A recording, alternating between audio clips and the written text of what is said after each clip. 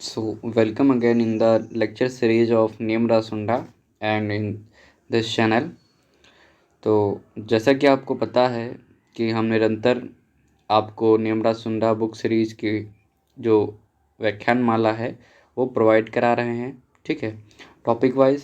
तो जैसा कि आपको पता है, मैं आपसे हमेशा कहता हूँ कि ज़्यादा से ज़्यादा शेयर करा करिए, लोगों को जोड़िए, और जो लोग नए हैं कृपया करके चैनल को सब्सक्राइब कर दें और हमारा टेलीग्राम चैनल जो है उसको भी ज्वाइन कर लें। वहाँ पर इसकी आपको पीडीएफ मिल जाती है, ठीक है। तो टेलीग्राम की जो लिंक है वो डिस्क्रिप्शन में उसको दिया गया है, ठीक है, आप वहाँ से ज्वाइन कर सकते हैं, ठीक है। चलिए शुरू करते हैं। आज का टॉपिक हमारा रहेगा जल निकास। और इससे पहले मैंने आपको इरिगेशन और उनकी जो विधियाँ हैं, ठीक है, वो मैंने आपको बता दी थी, ठीक। तो आज जल निकास के बारे में बात करेंगे। जल निकास यानी कि ड्रेनेज, ठीक है।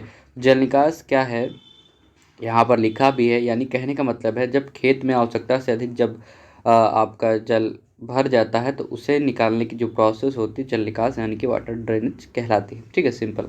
यहाँ पर लिखा है जल निकास यानी कि पहला बिंदु क्या लिखा है, खेत में भूमि की सतह अथवा अधोसतह से अतिरिक्त जल को कृत्रिम रूप से बाहर निकालना ही जल निकास कहलाता है, ठीक है। कहने का मतलब यह है कि यदि सरफेस से या सब सरफेस से कृत्रिम रूप से आप कैसे जल को बाहर निकाल रहे हैं खेत से, यही आपका क्या कहलाता है, जल निकास यानी कि ड्रेनेज कहलाता है, ठीक। दूसरी बात क्या लिखी यहाँ पर, यूकेलिप्टस यानी कि सफ़ेदा का उपयोग बायो ड्रेनेज के रूप में किया जाता है। अब कहने का मतलब ये है कि जो यूकेलिप्टस होता है, ठीक है, वो क्या करता है, हाई अमाउंट में उसको वाटर को क्या करता है, एब्जॉर्ब करता है, ठीक है। वाटर वाटर यूज एफिशिएंसी उसकी क्या होती है, हाई हाई होती है। तो एक बायो ड्रेनेज के रूप में उसको हम यूज़ करते हैं, ठीक। ये ध्यान रखिएगा। उसके बाद क्या लिखा है कि काली कपासी मृदाओं में यानी कि ब्लैक क्ले सॉइल में, ठीक है, तो यहाँ लिखा है कि मैं ड्रेनेज हेतु broad bed and furrow bed विधि सोयाबीन व मूंगफली में काम में लेते हैं, ठीक। उसके बाद क्या लिखा है, वर्टिकल ड्रेनेज, ठीक है, तो चाय व काफ़ी बागवानों में जल निकास हेतु कुएं खोदे जाते हैं, ठीक। अब अधिक जल से हानियाँ क्या होंगी, ठीक है, तो कॉमन फिनोमिना आपको पता भी होगा, लेकिन देख लेते हैं क्या क्या है। तो पहला लिखा है कि मृदा वायु संचार अवरुद्ध होना, यानी कि आपको पता है कि टोटल जो मतलब कि इसमें इस जो परसेंटेज है सॉइल में, ठीक है, 50% तो आपका सॉलिड हो जाता है और 50% में भी 25% एयर और 25% क्या होता है आपका मॉइस्चर रहता है, वाटर कंटेंट रहता है। अब ये क्या रहता है कि सीजन अकॉर्डिंग ये क्या रहता है, वेरी करता रहता है।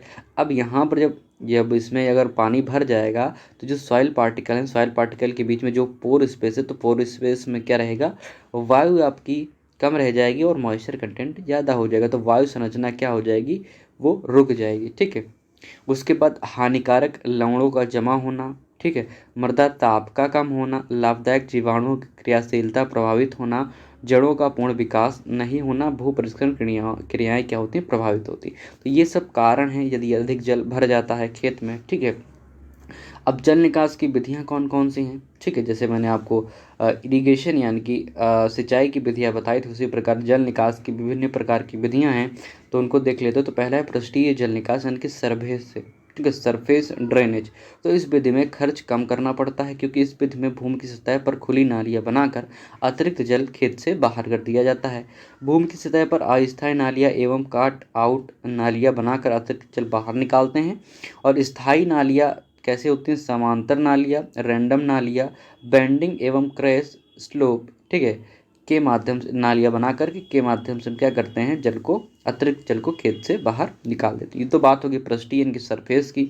अब सब सरफेस यानी कि अधो पृष्ठीय की बात करते हैं, तो यह विधि अधिक खर्चीली है क्योंकि इस विधि में भूमि की सतह के नीचे नालियाँ एवं छिद्रयुक्त पाइप का प्रयोग करके अतिरिक्त जल निकास किया जाता है, ठीक, क्योंकि इसमें अलग से आपको लागत कर लगानी पड़ रही, पाइप लगते हैं, ठीक है, तो काफ़ी खर्चा आ जाता है, खर्चीली विधि है, ठीक।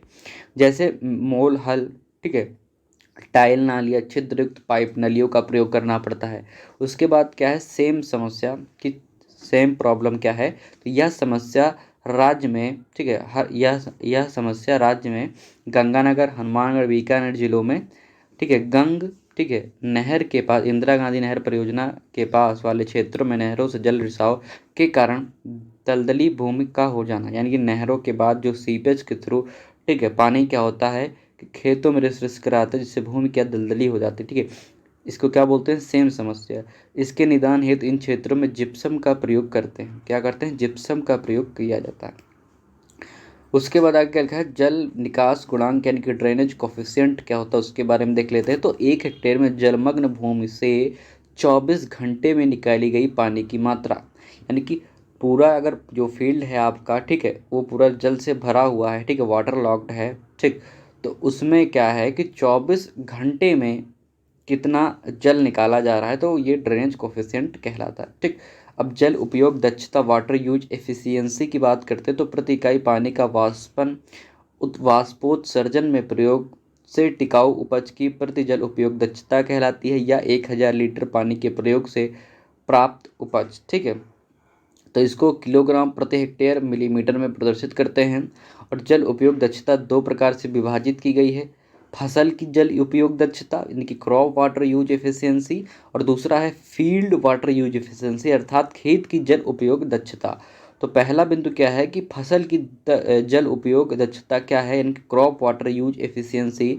तो यह फसल से प्राप्त होने वाली उपज एवं फसल द्वारा वाष्पोत्सर्जन में प्रयोग की गई पानी की मात्रा का अनुपात होता है। ठीक है, जैसे वाटर यूज एफिशिएंसी, ठीक है, किसका, क्रॉप का, ठीक है, WUE क्रॉप बराबर ईल्ड बटे, ठीक है, यहाँ पर जो ईल्ड हो गई और इसका ET, ठीक, इनकी वाष्पन और इवापो ट्रांसपिरेशन, ठीक, इवापो ट्रांसपिरेशन इसका रेशियो होता है। ठीक, अब खेत जल की उपयोग दक्षता क्या होती है, तो यह फसल के से प्राप्त होने वाली उपज एवं खेत की कुल जल मांग का अनुपात।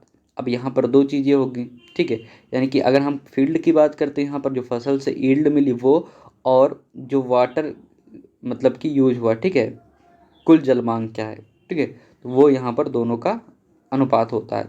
अब सिंचाई निर्धारक क्या होता है, इरिगेशन शेड्यूलिंग, ठीक है, काफ़ी इंपॉर्टेंट है। तो इसका तात्पर्य फसलों में कब, कैसे एवं कितनी मात्रा में पानी देना है। ठीक है, ये इंपॉर्टेंट चीज़ है भाई, जब आपको ये पता रहेगा कि कब कितना देना है, कितनी मात्रा में देना है, ठीक है, किस मेथड से देना है, किस पर्टिकुलर फसल में, तो वो यहाँ फैक्टर रहता है। तो क्या लिखा है, सिंचाई के संकेत, मृदा में नमी की कमी के आधार पर सामान्यतः जड़ क्षेत्र में उपलब्ध नमी में 25 से 50% कमी पर गेहूं व मक्का हेतु 25% एवं ज्वार व बाजरा हेतु 50% कमी। ठीक है, मौसम विज्ञान पर आधारित मत यानी कि क्लाइमेट्रोलॉजिकल, ठीक है, IW/CPE अनुपात। अब यहाँ पर ये क्या होता है, तो ये क्या है, इसके बराबर क्या होता है, सिंचाई पानी की मात्रा सेंटीमीटर में, और वाष्पन यानी कि वापो ट्रांसपिरेशन में प्रयुक्त पानी की मात्रा का अनुपात होता है। फसलों में प्रत्येक सिंचाई में 5 सेंटीमीटर पानी देना चाहिए एवं IW/CPE अनुपात 0.5 से लेकर के 1 के मध्य होना चाहिए। सबसे अधिक जलमांग फसल अवधि के आधार पर यानी कि गन्ना, और प्रतिदिन या प्रति किलो उपज के आधार पर सबसे अधिक जल मांग किसकी है, ये धान की है। ठीक है, दोनों आप ध्यान रखिए। ठीक, अब जल उपयोग क्या होता है, कंजर्वेटिव यूज़ ऑफ वाटर। तो पानी की मात्रा जो वाष्पोत्सर्जन यानी कि वापो ट्रांसपिरेशन एवं उपापचय क्रियाओं में काम आती है, ठीक है, वो आपकी जल उपभोग प्रयोग होता है। तो CU बराबर क्या होता है, यानी कि कंज्यूमेटिव यूज़ क्या होता है, ET यानी कि वापो ट्रांसपिरेशन 99%, और मेटाबॉलिकली जो यूज़ होता है 1% वो होता है। ठीक है, पौधों में वाष्पोत्सर्जन में प्रयुक्त पानी की मात्रा 99% होती है। अतः पादपों की जल उपयोग दक्षता भी कितनी हो गई, CU कितनी हो गई, ये 99%। अब पानी का संयोजक प्रयोग इन कंजम्पटिव यूज ऑफ वाटर, सतही या नहरी पानी के साथ भूमिगत खारे पानी का सिंचाई में प्रयोग। सिंचाई से संबंधित अन्य शब्दावली जैसे पहले क्या है, नॉर वाटरिंग, ठीक है, तो फसलों में प्रथम सिंचाई देना। ठीक, ड्यूटी क्या है, तो यह खेत में दी गई पानी की कुल मात्रा एवं उस मात्रा में कितना क्षेत्र कवर हुआ इसका अनुपात। ठीक है, कितना दिया कितना कवर हुआ उसका अनुपात ड्यूटी कहलाता है। डेल्टा क्या है, तो कुल फसल अवधि में चाही गई पानी की मात्रा का, ठीक है, गहराई से तात्पर्य। ठीक है, ये गहराई यानी कि कितने सेंटीमीटर में कितना उसको आवश्यकता है पानी की। बेस पीरियड क्या है, तो खेत में सिंचाई के कुल दिनों की संख्या जो खेत की तैयारी से फसल की अंतिम सिंचाई देने तक के दिनों को शामिल किया जाता है। ठीक है, वाटर इनटेक यानी कि पानी ग्रहण क्या होता है, इन्फिल्ट्रेशन, परकोलेशन और सीपेज को मिला करके वाटर इनटेक या पानी ग्रहण कहते हैं। ठीक है, तीनों चीज़ें आ जाती हैं। अब एक एक के बारे में डिस्कस करेंगे। तो पहला क्या है, पानी का भूमि में प्रवेश करना एवं प्रवेश करने के बाद अधो एवं पार्श्वगमन। ठीक है, पहला क्या है, इन्फिल्ट्रेशन क्या होता है, तो सिंचाई, पानी का भूमि की सतह में प्रवेश करना। ठीक है, यानी कि डाउनवर्ड मूवमेंट ऑफ वाटर, ठीक है, फ्रॉम द सरफेस। अब अंतःस्रावण क्या होता है, यानी कि परकोलेशन। तो परकोलेशन में क्या होता है कि पानी का भूमि में गुरुत्वाकर्षण के कारण, यानी कि जो ग्रेविटेशनल फोर्स लग रही है उसके कारण, ठीक है, जड़ क्षेत्र से नीचे चले जाना। ठीक है, रूट जोन से नीचे चले जाना, वो आपका परकोलेशन कहलाता है। जल रिसाव क्या होता है, लेटरल मूवमेंट होती है किसकी, वाटर की। तो नहरों से या भूमि में पानी का पार्श्व यानी कि लेटरल मूवमेंट। ठीक है, नहरों में सबसे अधिक पानी का नुकसान सीपेज द्वारा ही होता है। ठीक है, निच्छालन क्या होता है, तो पोषक तत्वों का पानी के साथ जड़ क्षेत्र से नीचे चले जाना निच्छालन कहलाता है। ठीक है, उसके बाद क्या है, जीवन रक्षक सिंचाई। ठीक है, लाइफ सेविंग इरिगेशन। तो शुष्क खेती में लंबी सूखा अवधि के दौरान फसलों को सिंचाई देना, यह आपका जीवन रक्षक सिंचाई कहलाता है।